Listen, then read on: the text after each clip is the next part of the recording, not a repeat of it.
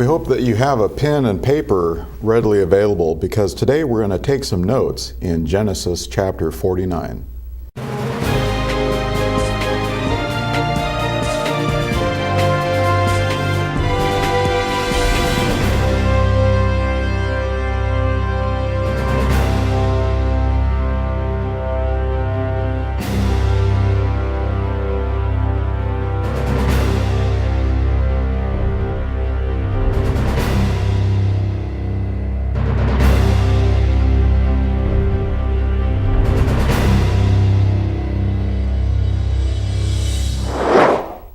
There are 50 chapters in the book of Genesis. Today we want to focus on chapter 49.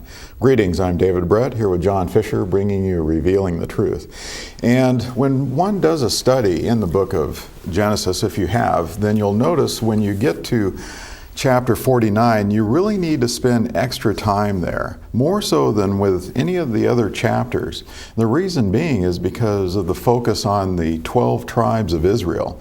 And these tribes are made up of Reuben, Simeon, Levi, Judah. As you go through, you'll find Zebulun, Issachar, Dan, Asher, Naphtali, and also Joseph and Benjamin. And Joseph, of course, received the first birthright, if you would, from Reuben, because Reuben sinned and the birthright was given to Joseph. You can see this in chapter 48, just previous to this chapter. And his sons Ephraim and Manasseh received great blessings, we find, in this overall blessing and prophecy for the end times. And I do say that because when you look at verse 1, towards the end, it says, "This will befall you in the days to come." The literal reading of that in the Young's literal translation, for example, says, "in the latter end of days." The King James Version accurately has "last days." And when we go into this particular chapter down to verse 23, it concludes in verse 28, it concludes, "He blessed them, everyone with the blessing appropriate to him." So there's a twofold here, a blessing and also end-time prophecy. And this really comes out in a number of areas that we'll look at today. It's very exciting. There have been many studies about where did these tribes all go, especially the house of Israel. We know kind of where the house of Judah went to Babylon. But anyway, it's an interesting study to imagine where the other 10 tribes went. Yeah, certainly we know that the northern tribes went into Assyria. They were dispersed. There are a number of scholars that point to a lot of these tribes going up in between the Caspian and the Black Sea, and going further through today Turkey into and over the Caucasus Mountains into Europe, and dispersing from there. And a lot of the end-time prophecies that we could look at could be viewed there in part, especially when we look at areas of Scripture like Zebulun. Where is Zebulun? When we look at most areas of where the tribal distribution was through the land of Canaan, which has changed into the land of Israel, we find, Asher at the top there, Naphtali, East Manasseh. Zebulun is inland, and so is Issachar. But that's interesting because the prophecy is for Zebulun in verse 13, "Zebulun shall dwell at the seashore, and he shall be a haven for ships, and his flank shall be towards Sodom." Or Sidon, rather. And so we find that they're inland in the land that they were given. And you can write down for your own information, Joshua chapter 14 through 19. This is where you find the distribution of the land. But you also find an end-time prophecy for the future beyond our time, but heading into the coming kingdom. You find Ezekiel 48 lists all the tribes there. And there are other areas that can be looked at, and hopefully we'll be able to get through a number of these today. But it's interesting to consider where Zebulun went, because in the land that was given to them, they are more inland and they are not next to the sea. I went through a number of resources. In fact, we have one here called The Lost Tribes of Israel, where we interviewed Mr. Roger Norman. He was a guest speaker here for 4 episodes of the Revealing the Truth. We put that on DVD, and that is available free of charge to any that would like to request it. It has a number of resources, but I wanted to point out a couple resources I looked up. Yair Davidi, I should say, The Tribes, the book that he has, lists Zebulun in the Netherlands. Also, a book called America and Great Britain in Heraldry and Prophecy by Mr. William F. Dankenbring also lists Zebulun in Holland and the Netherlands, essentially the same location. And when you look at Europe, you find that there are various areas where these scholars and others list a number of the tribes going from Spain and into France, Switzerland, Ireland, Denmark, a number of these areas. Now, interestingly enough, they don't all agree with some of the tribes where their locations are, but they do tend to agree where Zebulun went. And they all agree that he went into, as far as I could see, I looked into 5, 6 resources. They all point to Holland or that Netherlands area. And when you take a close look at Netherlands, you can see that the port areas are quite large there. And that is made mention also in Mr. Dankenbring's book here concerning Zebulun. And if I can just find it here real quick, I'll mention just a couple things that he mentions. But essentially, we find that that is prophecy that has been fulfilled, which Jacob, who prophesied these for Israel, has actually come about. Now, there's another parallel to this, and this is where we have to spend more time in this particular book, in that there are other parallel accounts in the sense of prophecy and blessings. And one of these is in Deuteronomy chapter 33, with Moses proclaiming blessings on the 12 tribes. And a lot of these are parallel, and for your own studies, you can look into Deuteronomy chapter 33 for these. We won't spend a lot of time going over these, but for your own reference and study, you should be writing these down. One of the things that's also interesting to look up is the genealogies of the 12 tribes, and that's found in 1 Chronicles chapters 4 through 8. And then there's the first census of Israel, which is found in Numbers chapter 1 and chapter 2. And then there's a second census found in Numbers 26.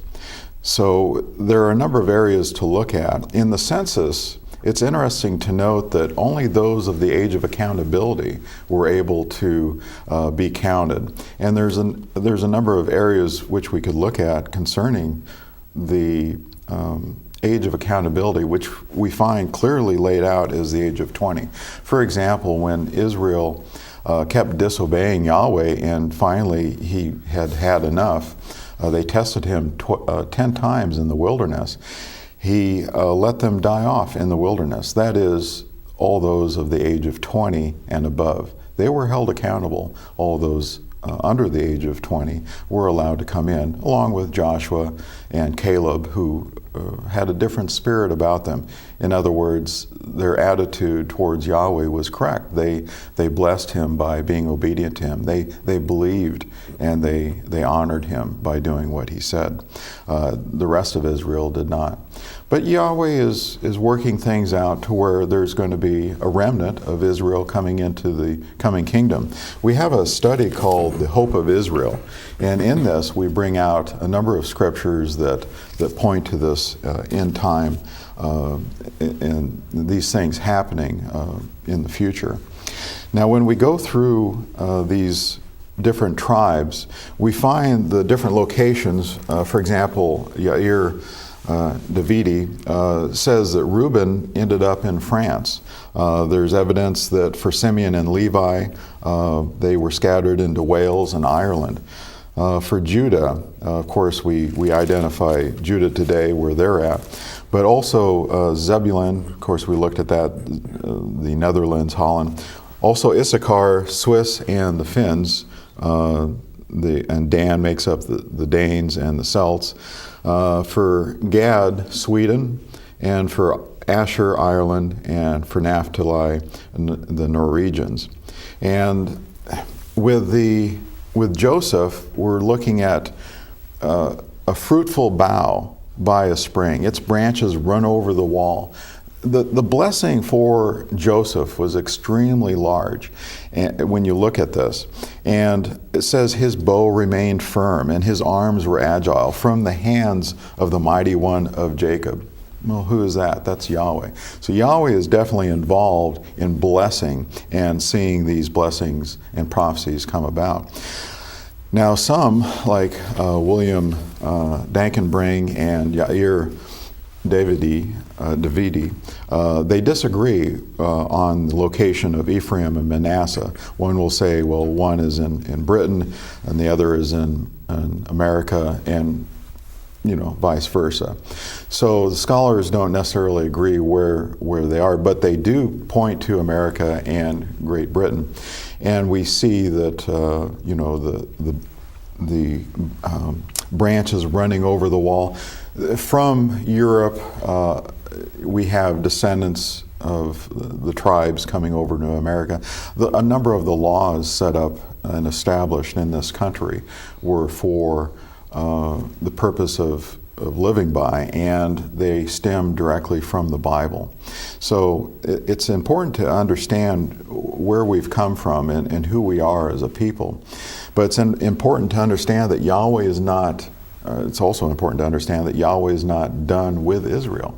Yahweh is still working with Israel overall. Right. And in that context, if we are Ephraim or Manasseh, we are part of the tribes. We consider ourselves to be Israelites because we worship Yahweh according to the way that He wants to be worshipped, not according to the ways that the nations worship their deities. Mm-hmm. So as we come back, we're going to take a look. I'll look up Zebulun and find the location in Dankenbring's book. But we'll want to touch base upon some of these other things of the 12 tribes of Israel.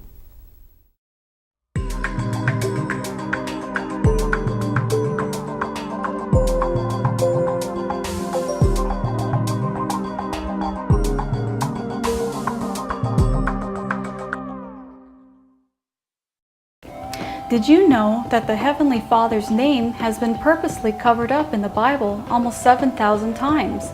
It was done in an effort to protect people from blaspheming the sacred name, but because of this doctrine, people have broken the third commandment.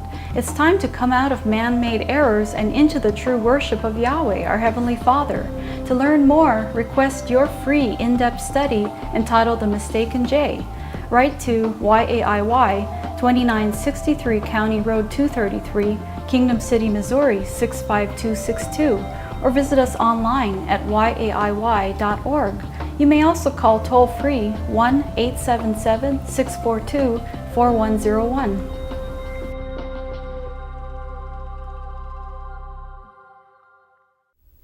Well, after a bit of a search, I found the page that I was looking for. I went ahead and earmarked it, which I should have done prior to coming into this today. But he says on page 143, this is American Great Britain and Heraldry and Prophecy by William F. Dankenbring. He says that it is, concerning Zebulun, it is truly a haven for ships, with the port of Amsterdam and the Rotterdam being among the greatest shipping ports in the world. Holland has reclaimed territory from the North Sea by building dikes to hold back the waters. The Dutch have been a very strong maritime nation throughout history. In ancient Israel, the emblem of Zebulun was a ship. Now, interestingly enough, Yair Davidi, I should say. I went ahead and earmarked this page too so I could find it. He shows a coat of arms which was evidently from 1579, in which he shows a ship for the Netherlands, and it has a Bible on the front of the ship strapped to it, interestingly enough. Now, typically when you think of old-time ships, you find pagan deities on the front, some naked woman or something, on the front, right, with her arms out. But this has a Bible on the front, so interesting. And again, I think it's important to understand that this nation was founded on biblical principles, which gives evidence for the idea that, though a number of the tribes were dispersed, they still they acknowledged where they had come from. They knew why they went into captivity.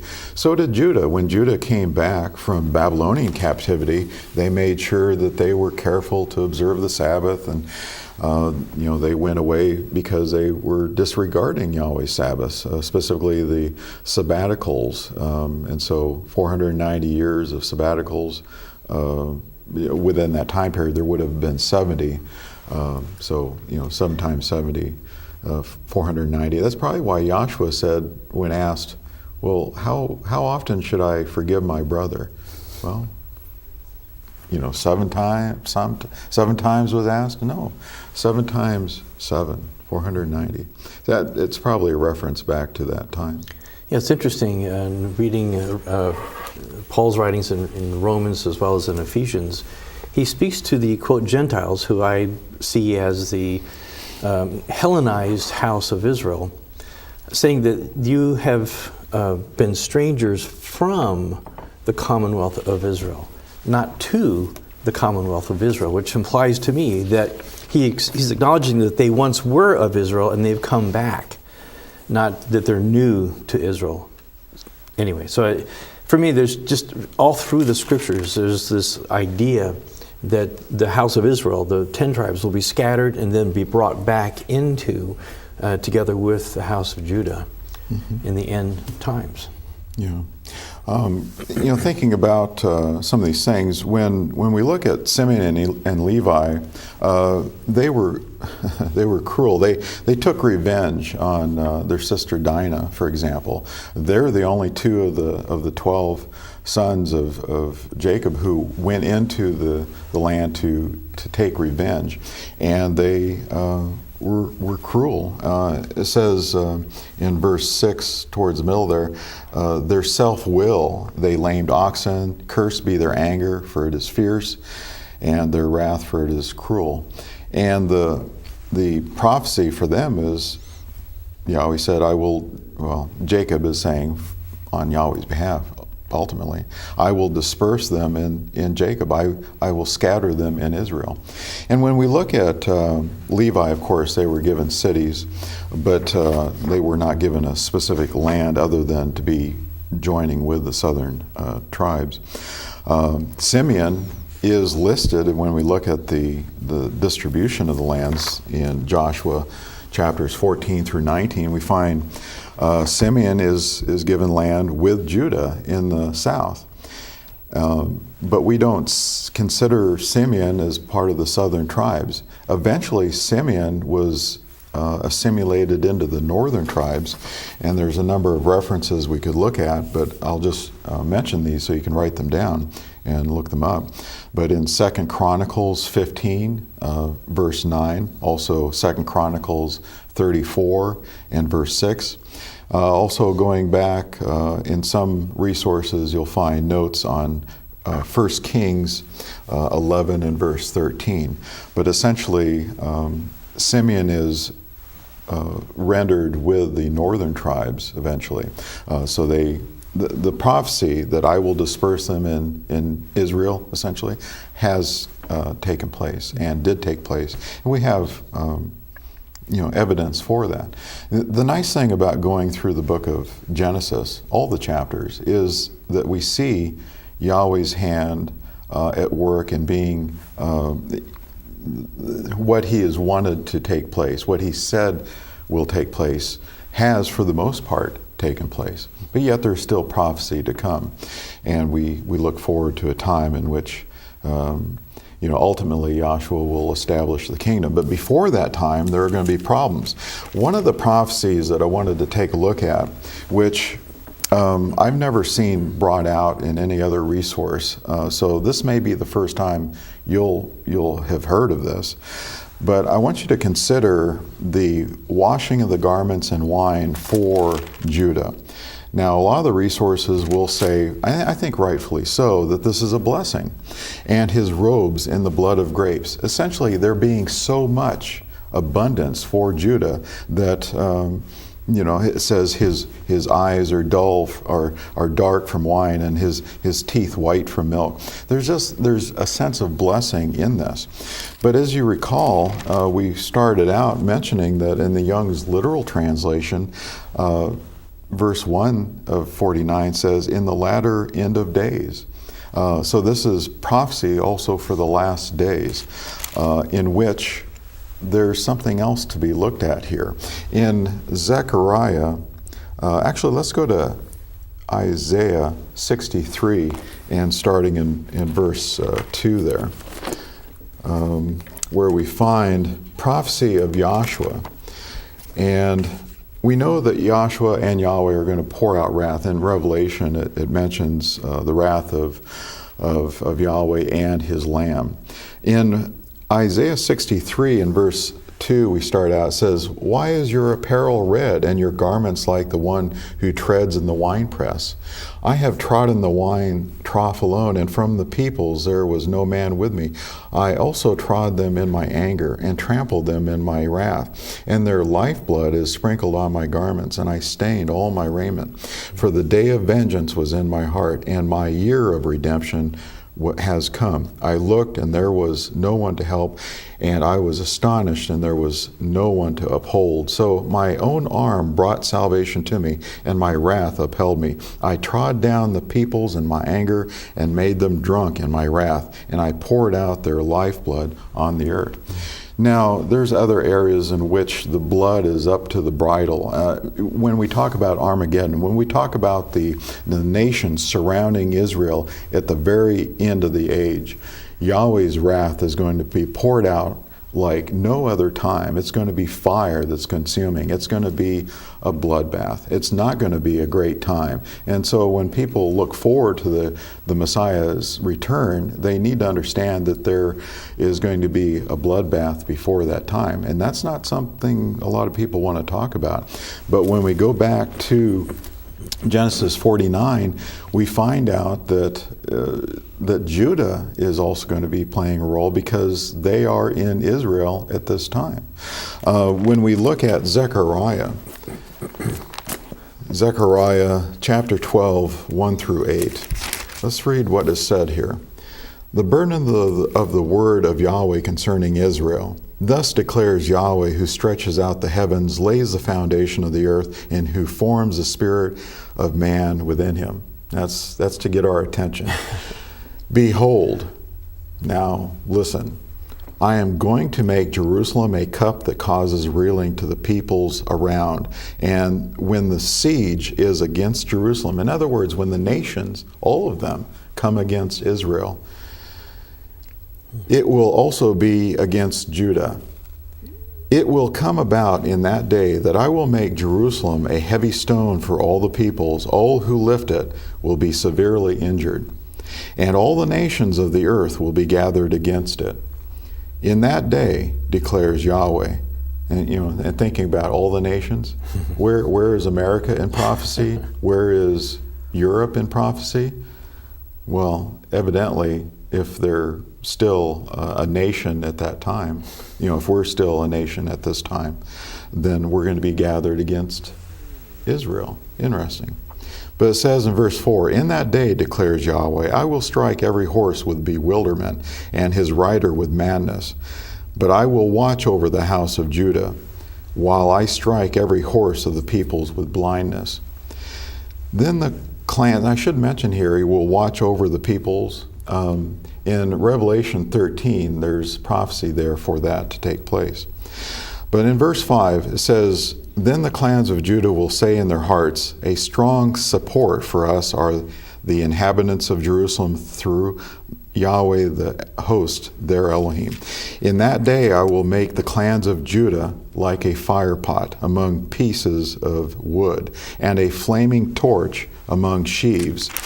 So they will consume on the right hand and on the left all the surrounding peoples, all the peoples that are coming against Jerusalem and Judah.